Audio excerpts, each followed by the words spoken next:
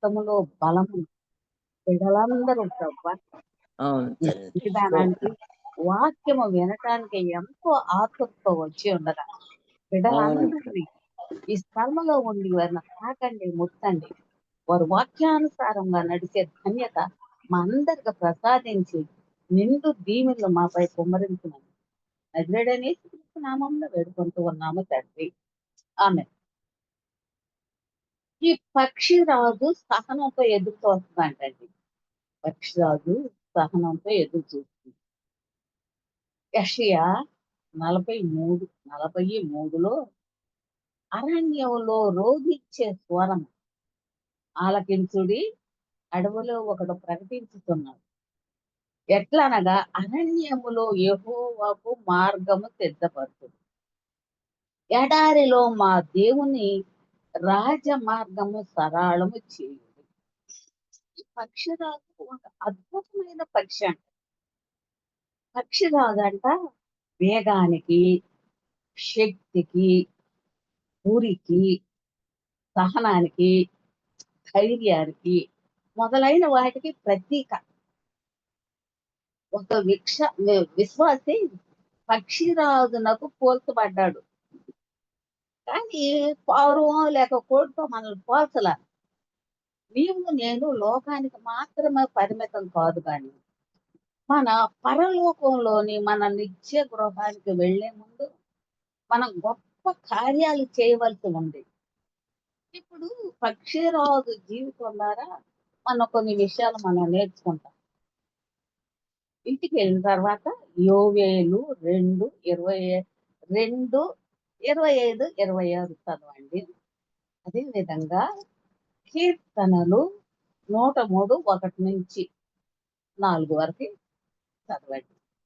ఇక్కడ ఆత్మ పునరుద్ధరణ, 2 దేహ పునరుద్ధరణ, 3 జీవిత పునరుద్ధరణ, 4 మనస్సు పునరుద్ధరణ. ఇప్పుడు కీర్తన 103:5 రాయటం మొదలు. అయితే పక్షిరాజు యవ్వనము వలె నీ యవ్వనము క్రొత్తదవుతున్నట్లు మేలుతో మన హృదయమును తృప్తిపరుస్తాడు. ఆయన మన యవ్వనాన్ని నూతన పరుస్తాడంట. అవును, దేవుడు నీ యవ్వనాన్ని పక్షిరాజు వలె నూతన పరచాలని ప్రభువారు ఎప్పుడు పాడతాడండి.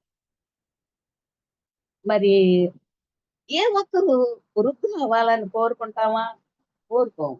మనందరం అలాగే యవ్వనంగా ఉండాలని, యవ్వనులుగా ఉండాలని చాలా మంది కోరుకుంటారు.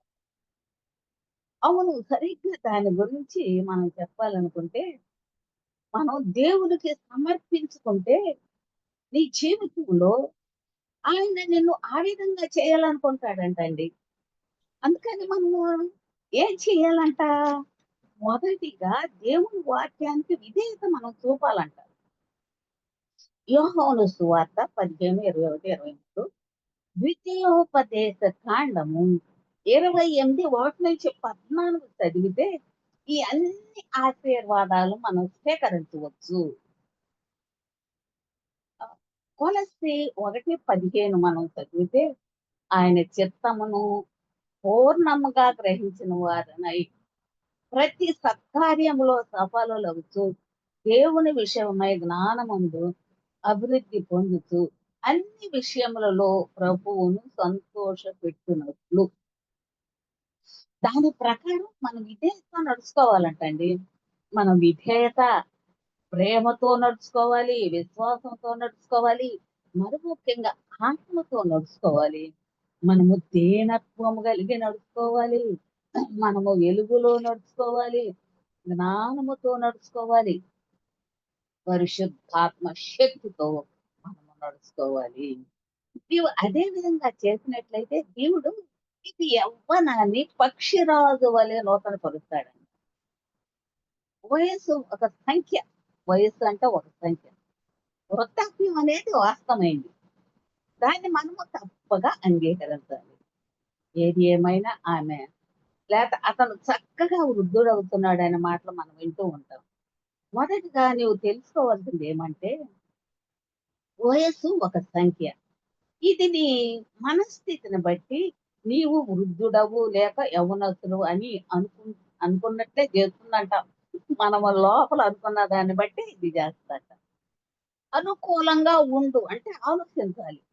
అనుకూలంగా ఆలోచించు, అనుకూలంగా నీవు ఆలోచించినట్లయితే నీవు ఏ విధంగా ఆలోచిస్తావో నీవు అలాగే ఉంటావు.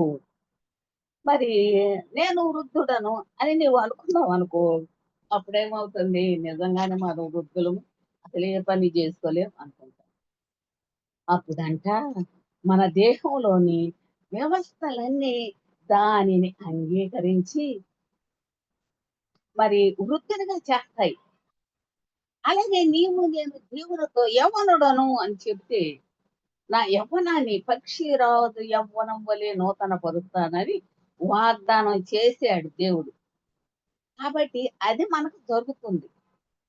నీవు ఈ లోకంలో చెప్పినట్లు కాక, దేవుని వాక్యం చెప్పినట్లు ఉన్నావు. లోకం నీవు పనికిరాని వాడివి, బలహీనుడవు, రోగివి, పిరికివాడివని చెప్తుంది. కానీ దేవుని వాక్యం నువ్వు అత్యధిక విజయం పొందిన వాడివని చెప్తుందండి. రోమీయులకు రాసిన పత్రిక 8:37లో ఆయన పొందిన దెబ్బల చేత మనకు స్వస్థత కలుగుతున్నది అని దేవుని వాక్యం చెప్తుందండి. యెషయా 53:5, 1, 2, 24. అప్పుడప్పుడు నాకు ఒంట్లో అది బాగోనప్పుడంట నేను కమ్యూనియన్ తీసుకుని అక్కడ మోకరించినప్పుడు నీవు పొందిన దెబ్బల చేత నాకు స్వస్థత ఇవ్వు ప్రభు అని ప్రార్థన చేసుకుంటా ఉంటాను. మనం యవ్వనుడు అని వాక్యం చెబుతుందండి. మనము ధనవంతులమి, దేవునిలో ధనవంతులమి, మనము నీతిమంతులము, నీవు విజయుడము, నీవు దీవించమని వాడు అని వాక్యం మనకు చెబుతుందండి. ఇప్పుడు ఎవరి మాట నమ్ముతావు? ఇప్పుడు చెప్పేదాన్ని లేక లోకం చెప్పేదాన్ని నమ్ముతావా? ఇప్పుడు చెప్పేదాన్ని నమ్ముతావా? నీవు దీవించబడిన వాడవు, విజయుడవు, నీతిమంతుడవు అని నీవు నీ నోటితో దేనిని ఒప్పుకుంటావో అదే నీకు సంభవిస్తుందండి. ఎందుకంటే జీవ మరణములు నాలుక వశము. సామెతలు 18:21. దేవుని వాక్య ప్రకారము నీ జీవితాన్ని మనం మలుసుకోవాలంటండి. కాలేబు 85 ఏళ్ల వయసులో 40 ఏళ్ల వయసు ఉన్న వాడి వలె బలంగా యవ్వనంగా ఉన్నాడని చెప్పాడు. మనం కూడా మన జీవితంలో అలాగే ఉండాలని చెప్పాలి. ఇప్పుడు 30 సంవత్సరాలు లేక 35 సంవత్సరాలు నిండినా నేను దేవునిలో లేను, అప్పుల్లో ఉన్నాను, నేను పెద్దనయిపోయానని కొందరు అనుకుంటారు. అలా కాదు. 40 సంవత్సరాలు నేను వృద్ధురాలని అని నిజంగా అనుకున్నా గానీ, 50 సంవత్సరాలు, 60 సంవత్సరాల తర్వాత నేను దేవుని కొరకు కనిపెడుతూ దేవుని వాక్యాన్ని చదివినప్పుడు నా వయసు అందులో సగమే అని నాకు అనిపిస్తుంది. దేవునికి మనందరం వందనాలు చెల్లించాలి. అయితే నాకు అర్థం కానిది ఏంటంటే, మనం వృద్ధులమయ్యామని అనుకున్నట్టే మనం చుట్టూ ఉన్నవారు ఎందుకలా ప్రవర్తిస్తారు? వారు ఇతరుల జీవితాల్లో ఇటువంటి భావన ఎందుకు కలిగేలా చేస్తారు? మీతో కలిసి ఉండేవారిని బలాన్ని చేకూర్చే విధంగా మనమందరం ఉండాలంటండి. వాళ్ళు వృద్ధులు, లేవలేనోళ్ళు ఉన్నా గాని, వాళ్ళలో మనము బలాన్ని చేకూర్చేవారుగా వాళ్ళను మన సహవాసంలో ఉంచుకోవాలి. వానిని మనం బలపరచాలి. వారిని మనం ప్రోత్సహించాలి. కానీ మన మాటలతో నువ్వు వృద్ధురాలివి నీకేం అర్థమవుతుంది? ఈ పాటలేం పాడగలవు అని వాళ్ళని మనం త్రోసివేయకూడదు. ప్రతి ఒక్కరిని దేవునిలో చేర్చుకోవాలి. అందుకని దేవునిలోనంట మనమందరము యవ్వనులము. నీ దేహము చక్కగా ఆరోగ్యంగా ఉన్నప్పుడు నిన్ను యవ్వనునిగా ఆరోగ్యంగా ఉంచిన దేవునికి మనం ఎన్ని వందనాలు చెల్లించాలో కదండి. నీ బాల్యమునందే నీ సృష్టికర్తను స్మరణకు తెచ్చుకొనుము అని ప్రసంగి 12 చెప్తుంది. తర్వాత నేను కూడా యవ్వనస్తురాలిని. ఎందుకంటే దేవుని కృప వల్ల నా కళ్ళు చక్కగా కనపడుతున్నాయి. మంచి నాకు జ్ఞాపక శక్తినిచ్చాడు. నా మెదడు చక్కగా పనిచేస్తుంది. చక్కగా నా చెవులు వినపడతాయి. నా దత్తాలు చక్కగా నమలగలుగుతున్నాయి. అని మనం చెప్పాలి. దేవుని కృప వల్ల నా కాళ్ళు, చేతులు చక్కగా పనిచేస్తున్నాయి. నేను యవ్వనస్తురాలినని మనం ఖండితంగా చెప్పాలి. దేవుని కృప వలన నీ అవయవాలన్నీ చక్కగా పనిచేస్తూ ఉంటే, నీవు కూడా అలాగే చెప్పవచ్చు. ఇప్పుడు అందరూ నవ్వుతున్నట్లు మనం గూడా నవ్వుతూ ఉండాలి ఎప్పుడు దేవుని సన్నిధిలో. నేను మరి అయితే మేలుతో నీ హృదయమును తృప్తిపరతును. నీ హృదయమును అంటే నోటిని. దేవుడంట మన నోటిని మంచి ఆహారంతో తృప్తిపరుస్తున్నాడు. తద్వారా పక్షిరాజు యవ్వనం వల్లేనంట మన యవ్వనము క్రొత్తదవుతుంది. ఈ వచనాలు మనం గమనిస్తున్నట్లయితే మరి ప్రసంగి 2:24 చెబుతుంది. అన్నపానములు పుచ్చుకొనుట కంటెను, తన కష్టార్జన చేత సుఖపడుట కంటెను నరునికి మేలైనది ఏదియు లేదు. ఇదియును దేవుని వలన కలుగునని నేను తెలుసుకుంటిని అని ప్రసంగి చెప్తాడండి. కావున మనందరము సంతోషంగా ఉండుట కంటే మరి తమ బ్రతుకును సుఖముగా వెళ్ళబుచ్చుట కంటేను శ్రేష్టమైనది ఏది లేదని మనం తెలుసుకోవాలండి. మరియు ప్రతివాడు అన్నపానములు పుచ్చుకొనుచు తన కష్టార్జితం వలన సుఖమును అనుభవించుట దేవుడిచ్చే బహుమానం అని మనం తెలుసుకోవాలి అని ప్రసంగి 3:12, 13లో మనం చెప్తున్నాం. అన్నపానములు పుచ్చుకుంటూ సుఖంగా ఉండటం దేవుడిచ్చిన బహుమానమేనండి. చక్కగా భోంచేస్తాం, టయానికి చక్కగా నిద్రపోతాం, లేస్తాం. ఎప్పుడు దేవుళ్ళు ఉన్నప్పుడు. సమస్త విషయంలో నీవు దేవునికి కృతజ్ఞుడవై ఉంటే అన్ని సమస్తాన్ని దేవుడు మనకిస్తాడు. ఆహారాన్ని జంతువులే తినవద్దు కానీ నీవు ఆహారం తినే ప్రతిసారి దేవా నీకెన్ని వందనాలని చెప్పి తినాలి. ఉదయం నేను అల్పాహారం తీసుకున్నందుకు, కాఫీ తాగుతున్నందుకు, కాఫీ గంజుల్లో కాఫీని ఉంచినందుకు వందనాలని చెప్పాలి. ఆవు గేదెలు పాలిస్తున్నందుకు వందనాలు. ఇవన్నీ మనం చెప్పాలి. మన జీవితాల్లో సర్వశక్తిగల దేవుడు మనకి ఇచ్చిన శ్రేష్టమైన వాటిలో కొన్ని మాత్రమే మనము చూస్తాము. వీటన్నిటి విషయమై మనం ఎంత కృతజ్ఞత కలిగి ఉండాలంటే శ్రేష్టమైన ప్రతి యాకోబు 1:17లో శ్రేష్టమైన ప్రతి సంపూర్ణమైన ప్రతి వరమును పర సంబంధమై ఉండగా ఆయన పిల్లలమైన మనము వాటిని బట్టి స్తుతించినప్పుడు మనం తండ్రి అయిన దేవుణ్ణి ఎంతగా సంతోషిస్తాడు కదా. దేవుణ్ణి మనం స్తుతించినప్పుడు మన విషయమై ఆయన సంతోషించి శ్రేష్టమైన ఈవులు ఎన్నో ఎన్నో ఇస్తాడు కదండి. అప్పుడు నీవు మనం కూడా సంతోషిస్తాం. అటువంటప్పుడు నీ యవ్వనము పక్షిరాజు వలె నీకు తెలియకుండానే క్రొత్తదనం అవుతుంది.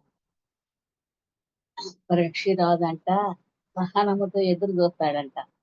కీర్తనలు 41:2 యెహోవా కొరకు నేను సహనముతో కనిపెట్టుకొంటిని. ఆయన నాకు చెవియొగ్గి నా మొర ఆలకించెను. నాశనకరమైన గుంట నుండి జగటగల దొంగ ఊబి నుండి ఆయన నన్ను పైకెత్తెను. నా పాదములు బండ మీద నిలిపి నా అడుగులు స్థిరపరచెను అని చెప్తారు. చూస్తే ఇప్పుడు పరిశుద్ధాత్ముడు ఉత్తేజపరిచే విషయాన్ని మన చెవులు అప్పుడప్పుడు చెబుతాడు. ఆయన బిగ్గరగా 40 అనే సంఖ్య చెప్పాడు. పక్షిరాజంట 40 సంవత్సరాల వయస్సు వరకు ఎదురు చూస్తుందంట. మనం యెహోవా వరకు సహనముతో కనిపెట్టుకొని ఉండాలని కీర్తనలో 40 అధ్యాయం మనకు చెబుతుందండి. సహనంతో కనిపెట్టుకొని ఉండాలంట. తర్వాత ఎప్పుడైనా ఈ విషయం గమనించారా? ఇదంతా యాదృచ్ఛికం. పక్షిరాజు జీవితంలో అది ఎదురు చూచే కాలం నుండి మనం ప్రప్రథమంగా ఒక పాఠాన్ని నేర్చుకోవాల్సిన అవసరం ఉంది. పక్షిరాజుకు 40 సంవత్సరాలు వచ్చినప్పటికీ 2 పనులు చేయవలసి ఉంటుంది. నేను బాధాకరమైన ప్రక్రియ ద్వారా వెళ్ళలేను. నన్ను చనిపోనివ్వండి అని చెబుతుంది. ఇటువంటి క్రైస్తవులు నిరాశ, నిస్పృహలు, శ్రమలలో ఎంతో తేలికగా తమ జీవితాలను సృజిస్తుంటారు. వారికి తమ జీవితాల్లో ఏ మాత్రము నిరీక్షణ గాని, లేకపోతే ఏదైనా ఉద్దేశం గాని, గురి గాని ఉండదు. వారు నిరర్థకమైన జీవితాన్నే జీవిస్తారు. అటువంటి క్రైస్తవులను ఎలా ఉన్నారు అని నీవడిగితే, ఒక అతి కష్టం మీద రోజులు గడుస్తుంటాయి. ఏం చేయనా నా దురదృష్టం అంటారు వారు. అయితే అందరికి జాగ్రత్తగా వింటే, నీవు సామాన్యమైన జీవితాన్ని, ఓడిపోయిన జీవితాన్ని జీవించడానికి లేక ఇది నా కర్మని చెప్పడానికి దేవుడు తన కుమారుని నీ కొరకు మరణించటానికి ఇక్కడికి మన కొరకు పంపల. యేసు ప్రభు సమృద్ధి అయిన జీవాన్ని ఇచ్చడానికి, నూరంతల నిత్య జీవానికి ఇవ్వటానికి వచ్చాడండి. యోహాను సువార్త 10:10లో ఇక్కడ నేను అన్ని సంఘాలకు, దైవ సేవకులకు, విశ్వాసులకు, క్రైస్తవులందరికీ మరి 2 మరియు 3 అధ్యాయాలు ఇవ్వబడిన యేసు మాటలు మనందరం జ్ఞాపకం చేసుకోవాలి. మనందరము ఈ వాక్యాలు చదివి మన జీవితాలను క్రమపరచుకోవడానికి మనకి ఇది ఒక హెచ్చరిక. ఇది కేవలము 7 సంఘాలకు మాత్రమే కాదు గాని, ఇప్పుడున్న సంఘాలన్నిటి కొరకు ఇది ఇవ్వబడింది. రెండవ వర్గానికి చెందిన పక్షిరాజులు చురుకుగా గురి కలిగి ఉంటారు. అవి ఒక ఉద్దేశంతో ఎంతో కాలం జీవించాలనుకుంటారు. ఇవి తమ 40వ ఏట నూతన బలం పొందాలని నిర్ణయం. అవి బలమైనవిగా నిశ్చయత కలిగి ఉంటాయి. దాని కొరకు అవి ఏం చేస్తాయి? అవి వేదనకరమైన ప్రక్రియ ద్వారా వెళ్ళేందుకు బండ సందులలోనికి గాని, లేక చెట్టు పొదలలోనికి గాని వెళతాయి. పక్షిరాజు మొదటిగా తన ముక్కును పదును చేసుకునేందుకు బండను తన ముక్కుకు రాస్తుంది. ఆపై ఒక్కొక్కటిగా తన ఈకలను పెరగటం ప్రారంభిస్తుంది. చివరికి అది ఒక మాంసం ముద్దగా మారుతుంది. ఇది ఎంతటి వేదనకరమైన కార్యమో ఊహించండి. దీని తరువాత కొత్త ఈకలు రావడానికి మొదలెడతాయి. 5 నెలలు ఎదురు చూస్తుంది. క్రొత్త ఈకలు రాగానే దాని యవ్వనము నూతనమవుతుంది. అప్పుడు నూతన బలంతో ఇంతకు ముందు కంటే ఎక్కువ ఎత్తుకు ఎగరగలదు. యెషయా 40 అధ్యాయంలో ఇది వ్రాయింది. దీని తరువాత పక్షిరాజు మరో 40 సంవత్సరాలు జీవిస్తుంది. అద్భుతంగా ఉంది కదా! సర్వశక్తుడైన దేవుడు తన సర్వ జ్ఞానముతో దేవుని బిడ్డను పక్షిరాజుతో పోల్చడం ఆశ్చర్యమేమీ లేదండి. ఆహా! దేవుని బుద్ధి జ్ఞానములు, బాహుళ్యములు ఎంతో గంభీరము. ఆయన తీర్పులు శోధింపనెంతో ఆవశ్యకములు. ఆయన మార్గములు ఎంతో అగమ్యములు అని రోమీయులకు వ్రాసిన పత్రిక 11:33లో మనం చూస్తాం. కాబట్టి పక్షిరాజులాగా మనం ఉండాలి. తర్వాత నీ గురించి నా గురించి తెలియదు. నేను పక్షిరాజుగా రెండవ వర్గానికి చెందిన దానిగా ఉండాలని కోరుతున్నాను. ఎందుకంటే మరి నీవు నా కొరకు వేచి ఉండు అని ప్రభువారు చెబుతున్నారు. కాబట్టి నీ బలాన్ని నూతన పరుస్తాను. నా ఎడల నీ విశ్వాసం ఇచ్చితే, నువ్వు విశ్వాసము నడుచుకొని ఉంటే నీ బలాన్ని నూతన పరుస్తాడు. నీవు పక్షురాజు వలె రెక్కలు చాపి పైకి ఎగురుతావు. నీవు అలయక పరుగెత్తుతావు. సొమ్మసిల్లక నడిచి వెళతావని చెప్తాడు మనతో. దేవుని కృప వలన మరి పరిగెత్తుతున్నాను అని మనము ఒక్కోసారి వృద్ధులు కూడా పరిగెడుతూ ఉంటారు. దేవుని కొరకు సహనంతో మనం కనిపెట్టాలండి. యెహోవా కొరకు నేను సహనముతో కనిపెట్టుకుంటుని అంటే కీర్తనలు 40:1-2 దావీదు చెబుతున్నాడు. యెహోవా కొరకు నేను సహనముతో కనిపెట్టుకుంటుని ఆయన నాకు చెవియొగ్గి నా మొర ఆలకించెను. నాశనకరమైన గుంట నుండియు, చీకటిగల గుంట ఊబి నుండియు ఆయన నన్ను పైకెత్తును. నా పాదములు బండ మీద నిలిపిన అడుగులు స్థిరపరిచెను అని ఇక్కడ దావీదు చెబుతాడు. కనిపెట్టటానికి సహనం కావాలి. మనందరం సహనంగా ఎదురు చూడాలండి ప్రభు కొరకు. దేవుని సమయం కొరకు కనిపెట్టేందుకు మనం కొన్నిసార్లు సహించలేకుండా, సహనం లేకుండా ఉంటాం. మన ప్రార్థనకు వెంటనే జవాబు రావాలని కోరుకుంటాం. కానీ పండకుండానే కొన్ని మనం సార్లు దాన్ని కోయాలనుకుంటాం. అదే శారా చేసింది. అబ్రహాముకు మరియు శారాకు ఆకాశ నక్షత్రముల వలె, అలాగే సముద్ర తీరమందలి ఇసుక వలె సంతానం ఇస్తానని దేవుడు వారికి వాగ్దానం చేశాడు. కానీ శారా ఏం చేసింది? ఆమెకు సహనం లేదు. ఆమె తన దాసి అయిన హాగరును తన భర్తకిచ్చింది. అది అన్ని సమస్యలకు కారణం. నాకు అర్థం కానిది ఏంటంటే, ఏ భార్య అయినా మరో స్త్రీ ఆ విధంగా తన భర్త దగ్గరకు అంటే సంతానం కొరకు పంపుతుందా? మరి అయినా మన నమ్మకము దేవుడు శారాకు వాగ్దాన పుత్రుడైన ఇస్సాకునిచ్చి ఆశీర్వదించాడు. శారా జనములకు తల్లిగా మరి పిలువబడింది. ఆదికాండము 17:16 మనం చూస్తాం. సహనం అనేది ఆత్మఫలం అంటండి. సహనం అనేది ఆత్మఫలం. లూకా 12లో విధవరాలు ఉన్నట్టు సహనము మరియు పట్టుదల కొరకు మనం దేవుడిని ప్రతిరోజు అడగవలసి ఉంది. దీని విషయమై దేవుడు తాను ఏర్పరచుకున్న వారు దివారాత్రులు తన్ను గూర్చి మొరపెడుతుండగా వారికి న్యాయము తీర్చడా. లూకా 18:7. కాబట్టి అలాగే ఆలస్యంగా అర్థం చేసుకుంటే వారి ఎడల లేక సరిగ్గానే మనం కోరుకున్నంత వేగంగా పని చేయనప్పుడు నేను సహనాన్ని కోల్పోతాను. నేను గురి కలిగిన దానను. అలాగే నేను ఉత్తమంగా ఉండాలని కోరుకుంటాను. అందుకనే నేను పక్షిరాజునని మనందరం అనుకోవాలి. ఎవరైనా అలా ఉన్నారా? మనం సహనంతో కనిపెట్టుకొని, మన సహాయం చేయమని దేవుణ్ణి అడగవలసిన మన అవసరత ఎంతైనా మనకుందండి. యేసు సిలువను సహించాడు.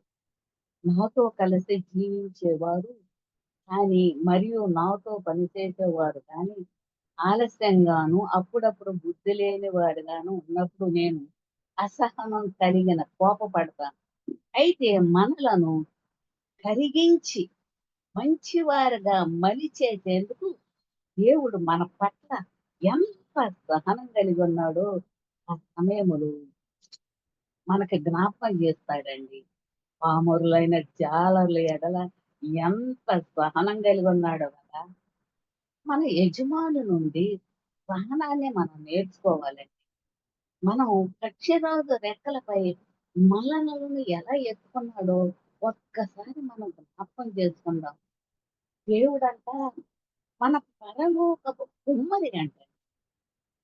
యెషయా గ్రంథము 64:8లో యెహోవా నీవే మాకు తండ్రివి, మేము జిగటమన్ను నీకు మాకు కుమ్మరివాడివి, మేమందరము నీ చేతి పని అయి ఉన్నాము. ఇక్కడ జిగటమన్నును ఎప్పుడైనా మనం చూసామా? ఈ రోజుల్లో పిల్లలు రంగురంగుల మట్టితో ఆడుకుంటున్నారు.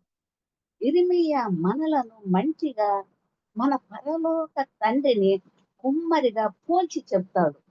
ఇర్మియా 18:6. కుమ్మరి ఏం చేశాడు? మట్టి పాత్రలను చేసేందుకు మట్టిని వాడతాడు. ఈ మురికి మట్టిని అందమైన పాత్రలుగా చేసే విధానాన్ని మనం చూస్తున్నప్పుడు ఎంతో ఆశ్చర్యం అనిపిస్తుంది.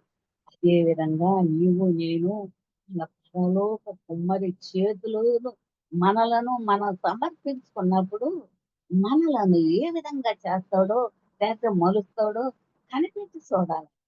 ఒక్కసారి మనలను పగలగొడతాడు. మనల్ని కరిగిస్తాడు. అలాగే మనం ఉపయోగించుకోవటానికి వీలుగా మనలనంట మొలుస్తాడటండి శ్రమల ద్వారా. మన ప్రభువారు యజమాని చేత వాడబడేందుకు పక్షి రాజు వలె పైన చెప్పబడిన విధంగా మనం వెళ్ళవలసి ఉంది. తప్పనిసరిగా ఇది దుఃఖకరమైనది. ఒక్కోసారి మన పరలోక కుమ్మరి మన కాళ్ళు నొప్పి పుట్టేంతగా అగాధ లోయల గుండా మన వెళ్ళేటట్టు చేస్తాడంట. అయినప్పటికీ మనకు తెలియకుండానే మన జీవితాల్లో ఏది జరగదు. ఆయన అన్నీ మన మంచికే చేస్తాడని మనం గుర్తుపెట్టుకోవాలి. కష్టాలొచ్చినా, వేదనలొచ్చినా, సమస్యలొచ్చినా, ఏదొచ్చినా ఇది మన మంచికే అని మనం అర్థం చేసుకోవాలి. రోమీయులకు రాసిన పత్రిక 8 నన్నెంతగా అదుముతూ ఎందుకు కష్టపెడుతున్నావు అని మట్టి కుమ్మరిని ఎప్పుడూ అడగదు. అది ఎంతో దుఃఖకరం. ఆయన ఉద్దేశం నిమిత్తం నువ్వు మంచి పాత్రగా చేయబడాలని ఆయన చిత్తం అండి. నిన్ను ఆయన మహిమార్థమై వాడుకోవాలనుకుంటున్నాడు. కనుక శ్రమలలో సనగక, ఫిర్యాదు చేయక ఆయనకు లోబడి మనల్ని మనం సమర్పించుకోవాలి. దేవుడంట మన పరలోక తోటమాలి. మన పరలోక తోటమాలి. నేను నిజమైన అంటే యోహాను సువార్త 15:1, 2 నేను నిజమైన ద్రాక్షావళిని, నా తండ్రి వ్యవసాయకుడు, నాలో ఫలింపని ప్రతి తీగను ఆయన పారవేస్తాడు.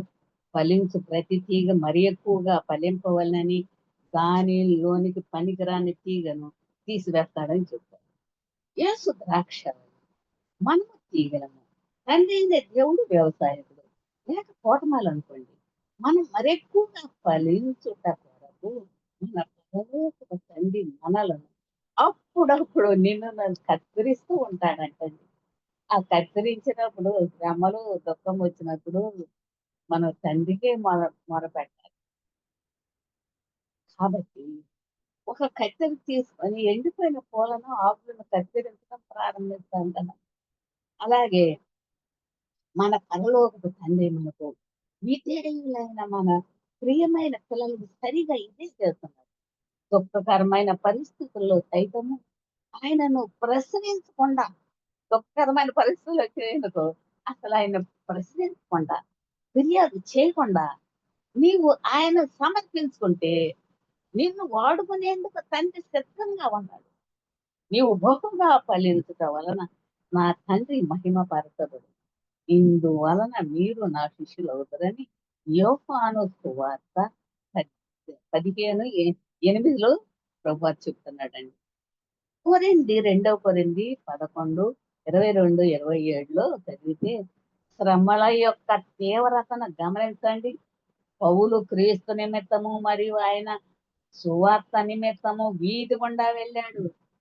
అతిశయ పడవలసి ఉంటే నేను నా బలహీనత విషయమై సంగతులను గూర్చి అతిశయపడుదునని మరి 2 కొరింథీ 30 చెప్తాడు. అపోస్తలుడైన పౌలు ఎల్లప్పుడూ ప్రభువునందు ఆనందించుడి. మరలా చెప్తున్న ఆనందించుడని ఫిలిప్పీ 4:4 చెప్తాడు.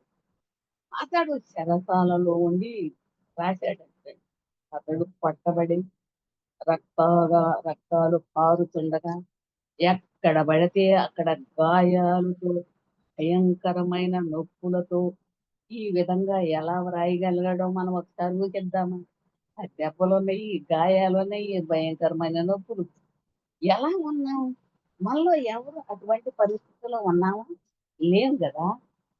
మన రక్షకుడు పొందిన శ్రమలలో ఒక్క శాతం కూడా మనం ఎవరము అనుభవించలేదు. పౌలుతో పాటు మనం కూడా ఆయన మనలను ప్రేమించిన వాని ద్వారా మనము వీటన్నింటిలో అత్యధిక విజయము పొందుతున్నాము. రోమీయులకు రాసిన పత్రిక 8:37. అలాగే క్రీస్తు ప్రేమ నుండి మనలను ఎడబాపువాడు. రోమీయులకు రాసిన పత్రిక 8:35. పరలోక తోటమాలికి మిమ్మల్ని మీరు సమర్పించుకోవాలంటండి. దేవుడంట పరలోక స్వర్ణకారుడంట, అంటే కంసాలి. పరలోక స్వర్ణకారుడంట మన దేవుడు. మరి హెబ్రీయులకు రాసిన పత్రిక 12:5-8 మరియు నా కుమారుడా ప్రభువు చేయు శిక్షను తృణీకరింపకము. ఆయన నిన్ను గద్దించినప్పుడు విసుకకము. ప్రభు తాను ప్రేమించు వారిని శిక్షించి తాను స్వీకరించు ప్రతి కుమారుని దండించును అని కుమారులతో సంభాషించినప్పుడు మీతో సంభాషించు ఆయన హెచ్చరికను మరచిపోయి శిక్షా ఫలము పొందుటకై మీరు సహించుతున్నారు. దేవుడు కుమారులుగా మిమ్మల్ని చూస్తున్నాడు. తండ్రి శిక్షింపని కుమారుడెవడు? కుమారులైనను వారందరూ శిక్షలో పాలు పొందుతున్నారు. మీరు పొందని ఎడల దుర్భేజలే గాని కుమారులు కారు. కంసాలి బంగారాన్ని అగ్నిలో వేసి శుద్ధి చేసినప్పుడు నీవు చూసావా? అతని ముఖం బంగారంలో కనబడే వరకు దాన్ని శుద్ధి చేస్తూనే ఉంటాడు. మన పరలోక వాళ్ళు మన జీవితాల్లో ఇదే చేస్తారండి. ఈ వ్యాఖ్యాన్ని మనం గమనిస్తే వెండిని శోధించి నిర్మములు చేయువాడైనట్టు కూర్చుని ఉండును.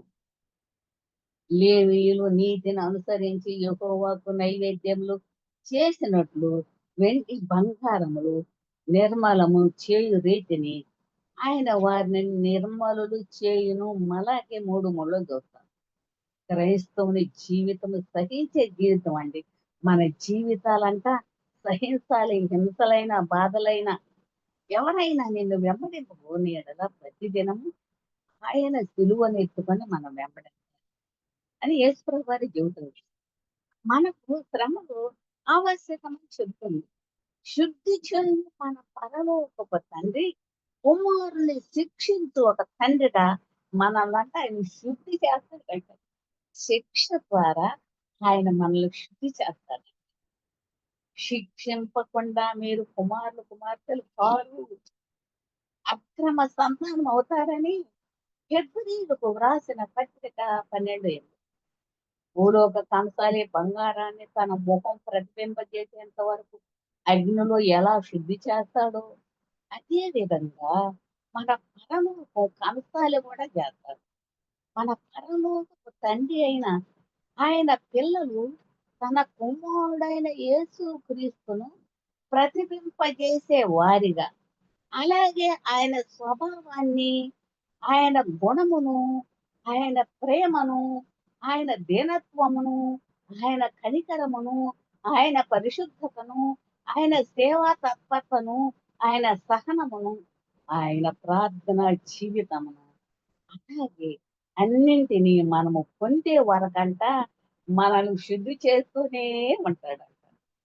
మనం బాప్తిస్మిస్తు యోహానుతో కలిసి ఆయన హెచ్చవలసి ఉన్నది, నేను తగ్గవలసిందని చెప్పవలసి ఉన్నది. యోహాను 3:30. యేసు ఫిలిప్పు, నేను ఎంతకాలము నీ యొద్ద ఉండెనని నీవు నన్ను ఎరుగువా? నన్ను చూచిన వాడు తండ్రిని చూచున్నాడు కనుక తండ్రిని మాకు కనబడుతుంది. ఆయన తండ్రి కనబడుతుందని ఎలా చెప్తున్నావని యేసు ఫిలిప్తో చెబుతాడు. యోహాను 4:9. అలాగే నన్ను చూచిన వాడు యేసుని చూస్తాడు అని మనం కూడా చెప్పగలిగి ఉండాలి. అప్పుడు దాని పౌలు, నేను క్రీస్తుని పోలి నడుచుకున్న ప్రకారం మీరును నన్ను పోలి నడుచుకొనుడి. 1 కొరింథీ 11:1 చెప్పు. కాబట్టి ఈ విధంగా మనం చెప్పగలము. మనం క్రీస్తును కనబరుచు నిమిత్తం మనం లోకానికి వెలుగుగాను, లోకానికి ఉప్పుగా ఉండవలసిన అవసరం ఉంది. మనము క్రీస్తును కనబరుచు నిమిత్తం మనం వ్రాయబడిన క్రీస్తు పత్రికగా మనందరము ఉండాలని 2 కొరింథీ 3:3. నీవు అగ్ని మధ్య నడుస్తున్నందుకు కాలిపోవు, జ్వాలలు నిన్ను కాల్చవు అని దేవుడు చెబుతున్నాడంటండి యెషయా 43:2. కాబట్టి మనము షడ్రకు, మేషకు, అబేద్నెగోలను చూడండి.